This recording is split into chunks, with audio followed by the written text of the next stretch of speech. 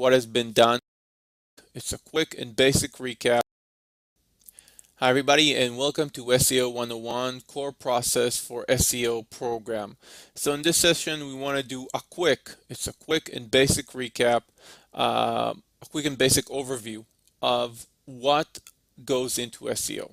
Okay, now I know we're not supposed to fulfill SEO and it's all done by our vendor, and that's great and it should be done by professionals, but it's important for us for sales, for having a smart conversation with the clients to understand the value, the immense value that we provide, to have some understanding of what goes into SEO.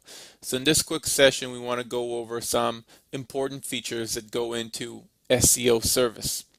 Okay, and the way we're going to do it is actually use a case study, a real case study of what has been done for Mosquito Shield, which is a national franchise with multiple locations, 17 locations that got specific pay-per-result local SEO service, and we're going to go over the features and the different services that were provided for each location to optimize their keywords, and we're going to also look at the results. But the main thing I want you to take from here are actually what goes into SEO. Remember this so you can use it in a conversation. SEO, search engine optimization, is the process of making a site relevant to search queries by Google. If somebody's looking for tick spraying and they're searching in Buffalo, then you want a page that is very relevant for that query to come up, and that Google will say, yeah, that page from that website is extremely relevant. So the first process is phrases are grouped according to uniqueness. Each unique phrase have dedicated pages. So let's say you have a website and you have 10 different services, or 3 categories, and each category has 3 services. Then you want each of the different services to have their unique page, and when I'm saying unique page, I mean an actual unique link. So instead of having like one page or 3 category pages and each page having all the services, or one page including 10 services, you'll actually have a dedicated link for each one of the services.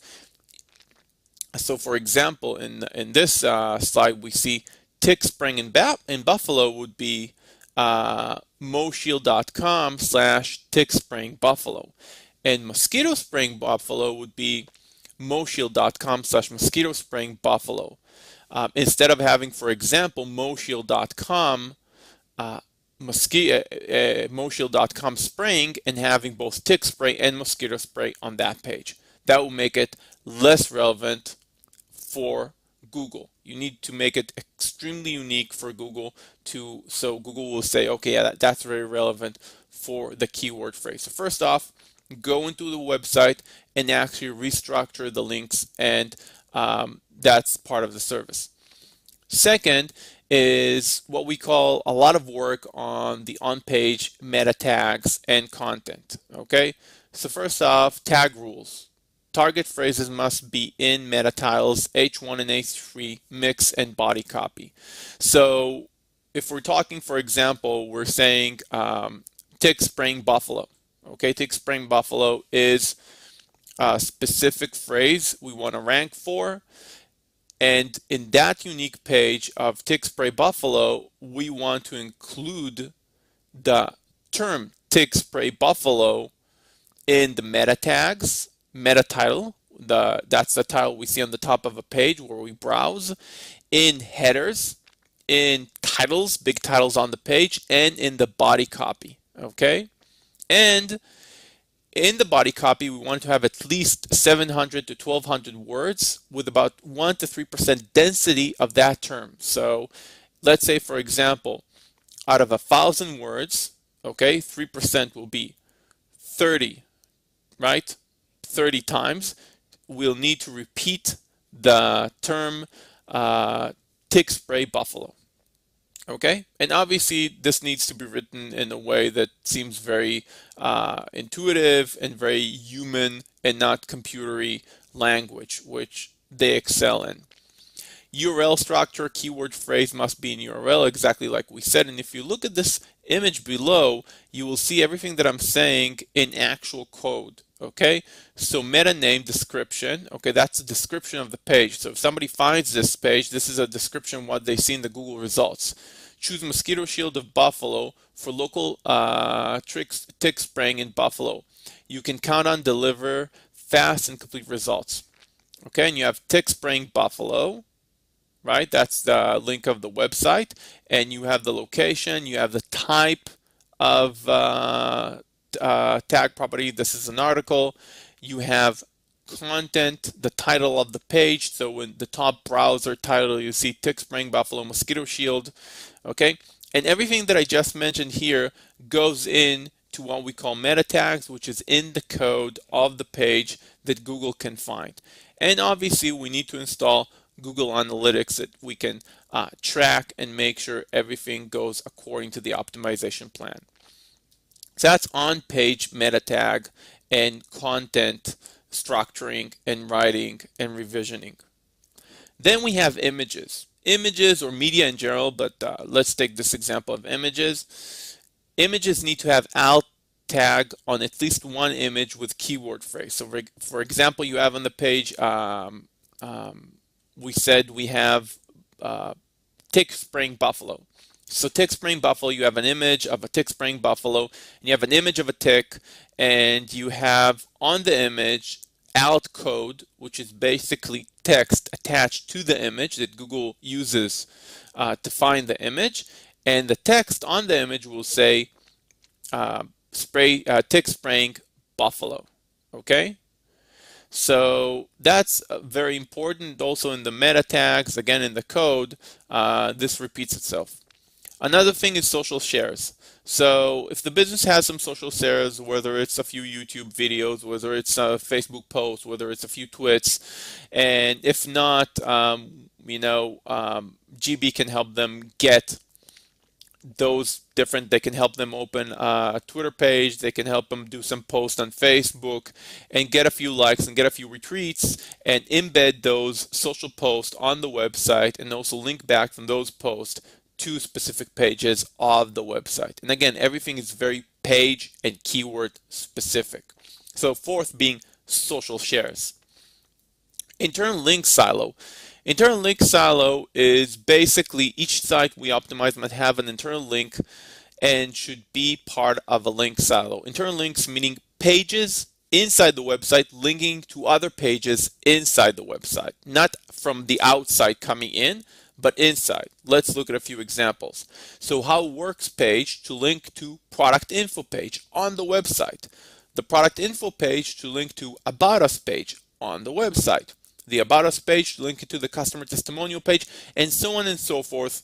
So you probably read a few going online, you read many articles, went to many websites. In the website you see, as you're reading, like a term that is linked to another page as part of the article. This is what we're talking about here. And all that goes into a link silo, which is basically an indexing of all those links and how they correlate and how they link to each other. Okay? Not to distinguish from sitemap, which we're going to review in a second, it's not the same thing. Okay? This is the direction. A link silo is the linking between the pages on the website. Google Maps. Google Maps and Google Plus page, which is also part of local listing. For example, if you're a member of the UEApp program by Umbrella, then you're working with the X, then this is already provided for your client and they can use it and work with the X. But if it's not, they will include it as part of the service to a limited degree. Gain access or create Google Maps and Google Plus page. So if the business doesn't have a Google Maps or Google Plus page, they will create one for the business and verify it. Needs to be exact match data. NAP. NAP is name, address, and phone number. Okay, need to be exactly the same on Google Maps and on the website. Contact, because having all your information accurate across the web gives you a perfect single, which tells Google the information about your website is correct and you get higher ranking. Contact landing page for single location, multiple locations. So if you have let's say 4 locations for that business, you'll have different pages with different contacts for each of the locations related to different Google Map listings. Okay? And obviously search for duplicate listings and delete duplicate listings if found. Citations is the same process basically, but instead of just focusing on Google Maps, citations may come from many different websites, which we all know. For example, a citation may come from yp.com, a citation may come from Yelp.com. A citation may come from a dedicated website, depending if, let's for example, if it's a doctor, it could be ZocDoc. If it's a car dealership, it could be car.com. If it's a restaurant, it could be restaurant.com. Citations come from different websites that are basically authority websites and directory websites in the specific niche the customer is in. Okay, so they need to make sure the NAP, the name, address, and phone number across all these websites is exactly the same, and the same as it appears on the website itself. If the business is not listed, they would list the business in different categories, in different directories. By month 3, the business will be listed in at least 15 main directories, which is very important for the business, all having exact NAP information and all linking to each other, and all linking to the website. So citations is 7. Sitemap. Sitemap is basically a listing of all the links on the website. So let's say, for example, your website now has, instead of 10 pages, let's say GB came and dissected the website and created a unique link for each one of the services, and you now have 20 pages on the website. Each website has a unique URL. All these URLs are listed together in what we call a sitemap, and the Google bot and Google when the Google bot crawls the website, they have a very easy job of knowing what keywords and what name relates to each page using the sitemap. That's an additional way of helping Google identify what type of query would correlate with what type of page. Okay? Google URL Submit, Google Search Console, and Google Fetch Bot are basically a few things that allow us to track, optimize, and know if Google is actually fetching the links and reading the information on our website the way we want it to. That's the Google Search Console, and the Google Fetch Bot is understanding how Google is crawling our website and do they read the website the way we want the website to be read. That basically tools are free tools that GB would install on the website and would tell us what's going on and how to optimize the website. Now, and in addition to everything that we just mentioned, which basically goes on an ongoing basis, you can have a few things that accelerate ranking pretty fast, which is different things that you can do with content on the website. For example, with images. With images, we said, you see this image, so we said alt tag, right? Alt tag is basically the information about the business, about the image that Google can read. But in addition to it, they will take the image, okay, to make it unique. They will download it from the website, add a black border to it, add text to it that is relevant to the image and relevant to the page the image is on. So for example, tick spray buffalo, right? And we'll put the image, they will not host the image on the hosting of the website, they will host the image on imager.com, and the image will be retrieved to the website from Imager and will quote unquote link from Imager to the website, adding additional backlink value, excuse me. And tag the images with an appropriate description, including partial keyword match. That really helps. In addition, we have schema. Schema data is a new way, in addition to meta tagging, of tagging different sections on the website to tell Google what those sections are. So for example, if it's a menu, you can now tell Google, this is a menu. You have a specific tag that tells Google this is a menu.